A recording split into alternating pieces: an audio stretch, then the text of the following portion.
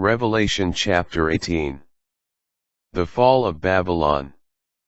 After this I saw another angel, coming down from heaven, having great authority. And the earth became illumined by his splendor. He cried out in a mighty voice, "Fallen, fallen is Babylon the Great. She has become a haunt for demons. She is a cage for every unclean spirit, a cage for every unclean bird, a cage for every unclean and disgusting beast. For all the nations have drunk the wine of her licentious passion. The kings of the earth had intercourse with her, and the merchants of the earth grew rich from her drive for luxury." Then I heard another voice from heaven say, "Depart from her, my people, so as not to take part in her sins, and receive a share in her plagues. For her sins are piled up to the sky, and God remembers her crimes. Pay her back as she has paid others. Pay her back double for her deeds. Into her cup pour double what she poured. To the measure of her boasting and wantonness, repay her in torment and grief. For she said to herself, I sit enthroned as queen. I am no widow, and I will never know grief. Therefore, her plagues will come in one day: pestilence, grief, and famine. She will be consumed by fire. For mighty is the Lord God who judges her. The kings of the earth, who had intercourse with her in their wantonness, will weep and mourn over her. When they see the smoke of her pyre, they will keep their distance, for fear of the torment inflicted on her. And they will say, Alas, alas, great city, Babylon, mighty city! In 1 hour your judgment has come.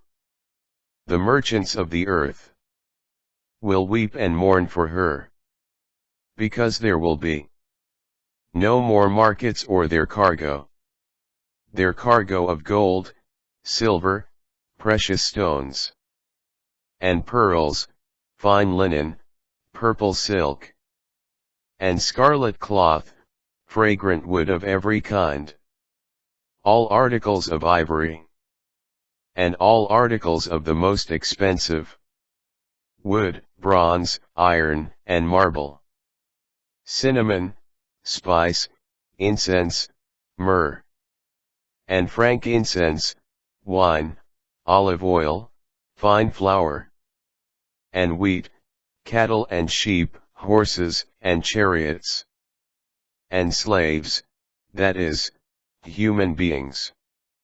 The fruit you craved has left you.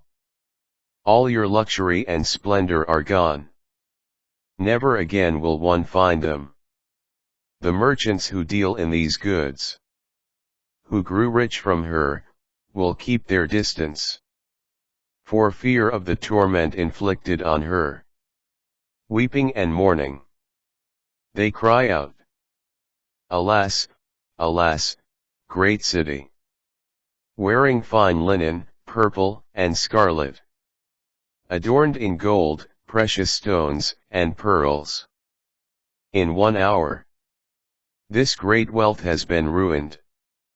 Every captain of a ship, every traveler at sea, sailors, and seafaring merchants stood at a distance, and cried out, when they saw the smoke of her pyre. What city could compare with the great city? They threw dust on their heads and cried out, weeping and mourning, Alas, alas, great city! In which all who had ships at sea grew rich from her wealth.